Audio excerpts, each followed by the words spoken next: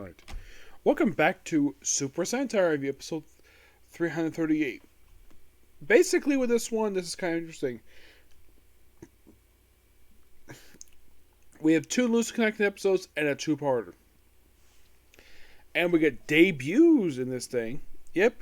So, in the case of this particular episode, where the main villain of the episode wants to release this, he wants to cause havoc for a particular detective. You think is one of the Dekarangers? No, it's Doggy Kruger. Yep. And in case you're curious, though, was this type of plot adapted for Power Rangers SPD? It was. I can't confirm that. So, basically, and in case you're curious, though, did he kidnap basically Kat like he did here? Oh, yes, he did. He certainly did. So, basically, he's a bit mopey, so he goes to get some tea, and then she's kidnapped.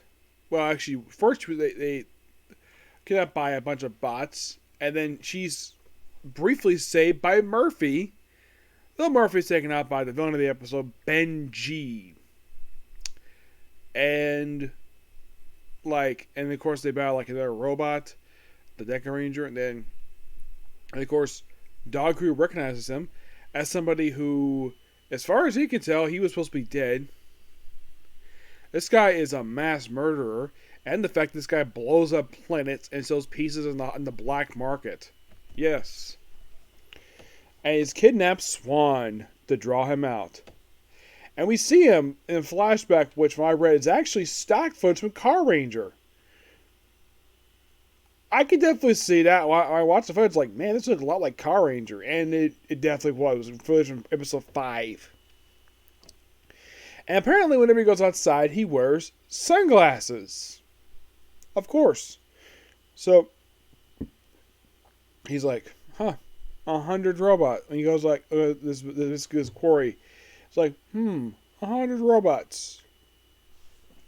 Emergency! And he transforms into Deca Master. Which, yes, they did this also in SPD too.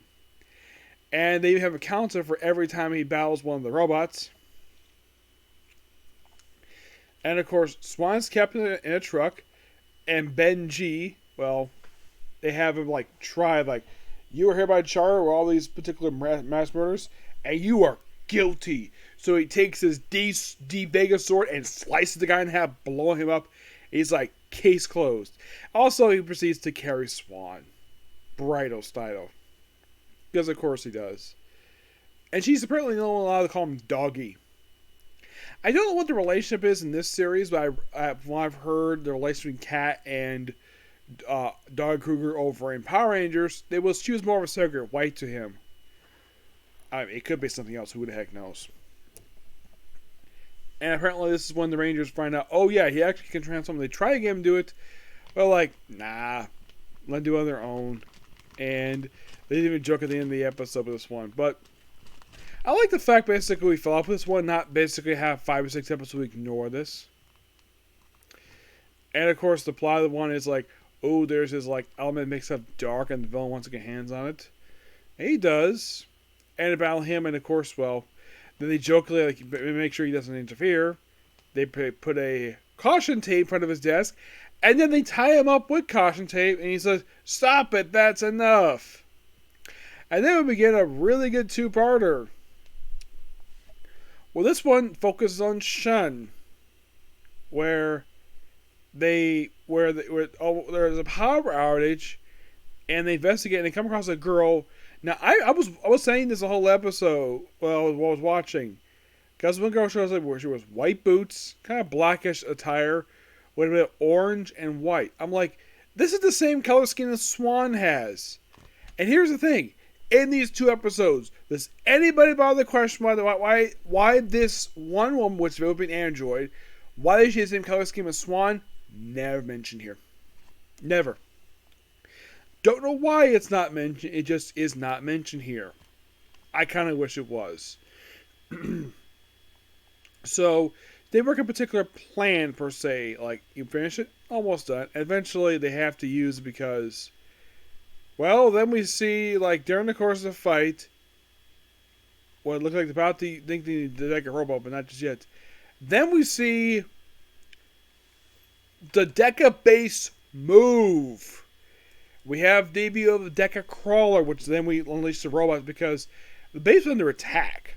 They can't exactly tell the things at the moment. So basically, they fight it off, and of course beat the monster, but not exactly like beat the main thing, which is that guy having it blow up. It was absorbed by the Gigantus, and it turns the girl's actually thing's brain. So Sean, over the course of 2 episodes, basically gives her a lot of development with her, and basically explores, opens up emotions with her. Oh yeah, and the Destroyer King, and eventually they unleash Gigantus. So they're like, okay, so how do they go Mark II with this damn thing? By having, okay, so with the next part of Deca base transformation, all the personnel in the base are basically told to go to safety areas, and then this is really cool. So the base itself transforms into a robo, basically a Megazord. Yes, it's happened SPD 2. Except that basically only Doggy Kruger is the only one who got the chair and has to stand up.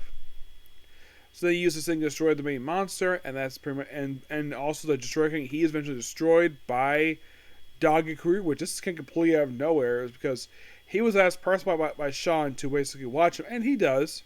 Well, watch her. And he transforms, slices the guy up, and of course they beat the monster. They do this really cool thing with how the Rangers go inside the Deca base robot by having the one in the hands from like a chute, and they all basically run on top and it's like hurry up against this thing. And here's the thing: what happened to Deca Robo? This is something that's not really explained here. It's like it just disappears. I'm assuming that it probably automatically disassembled and got inside the base somehow, that or it moved. Because how would that top it over? Yeah, and what happened to the android girl, which was named Flora? They have her go to the Space Academy. Okay. Interesting. Very good episodes. I enjoy these ones. Nothing bad per se. With the exception of one minor thing. It's just really good. I like how we get introduced new stuff here. Age Aubrey gets involved a little bit. We see him actually in the field. More than just hanging upside down. Just waiting for something to happen. He witnesses a lot of this stuff. And by the way, Dekaranger at this point do not know he's there. Not at all. But damn good 4 episodes. And I can't wait to discuss the remaining episodes of the series. Okay, so that's pretty much the particular view. Please be sure to like, comment, subscribe, turn notifications, and do not hit this like button. Next up is a Comic Corner, and it's on to One Piece next. Okay, next view. Bye.